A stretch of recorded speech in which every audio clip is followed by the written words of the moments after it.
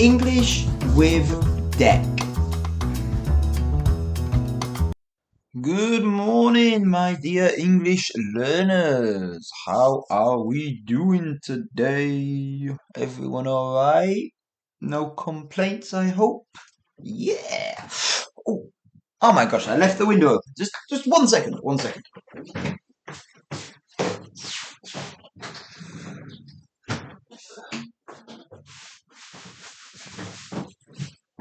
Oh, you know when you leave the window open a little too long, when you're letting the fresh air in, and the room gets just a bit too chilly. It's like it goes from being nice and cool to slightly cold, chilly. Yeah, and you get goosebumps on your arms, and in my case, as I'm wearing shorts, legs. Just to That's a great word there for you, goosebumps, and then your hairs stand on end. Wow, I am covered in goosebumps right now. Goosebumps, just in case you're not aware, when you're cold and sin, your skin sort of reacts to the cold a little bit. It gets like a little bumpy texture, so not smooth. Suddenly it comes out in a little bumpy, rough texture, and the hairs stand on end, and those are goosebumps. Yeah. Okay. So yeah. Oh, okay. Where were we? Yeah. Okay. So hopefully everyone is doing all right. Nothing too stressful, I hope. And that actually brings me into today's topic quite nicely, because one thing is quite amusing, when I moved to the area I live in, I went from the city to the countryside. And in the city, it's very common, or at least not uncommon, to sort of see people who are obviously English or American or, I don't know, French, African, you name it. It's common. However, when you move to the countryside, especially where I'm living, it's less common to see people who are not of typical Japanese as descent. Therefore, you sort of stand out a little bit. Now, I personally don't mind this. It is what it is. It's a natural thing. And especially myself, I don't have a typical Japanese sort of fashion style. I'd say quite Western in that sense. Probably quite English, to be honest with you. For example, I wear t-shirts and shorts, or shirts and shorts quite often. As you know, we do love the shorts in the Deck English classroom.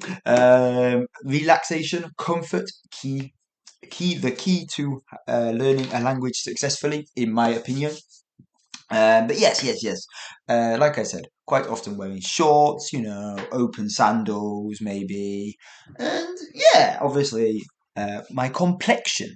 My complexion is very un-Japanese, of course, because I'm English. I'm Caucasian, and that means you do stand out a little. And when we first moved here, I used to get quite a lot of looks, and like I said, I don't mind it. It is what it is. And the reason is, especially from the younger people, the children. And it's not looking out of a negative emotion, it's genuine curiosity.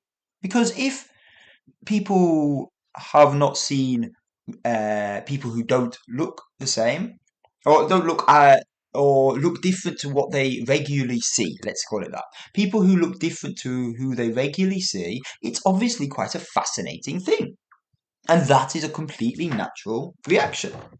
So when my eldest daughter first started her nursery, A lot of the kids would sort of come up to me and they'd have a little ogle at me. They'd be like, ooh, eh? And it was quite amusing. And then after a little while, they became accustomed to my appearance, my look. And, now it's a simple case of, hey, blah, blah, blah's daddy, how are you? Hey, how are you doing? And yeah, it's really nice. But definitely when she first entered the nursery, there was that curiosity. And like I say, it subsided.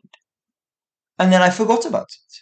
However, I noticed last week, uh, last week, actually, when I dropped my youngest daughter off at her nursery, different school, it's the same thing.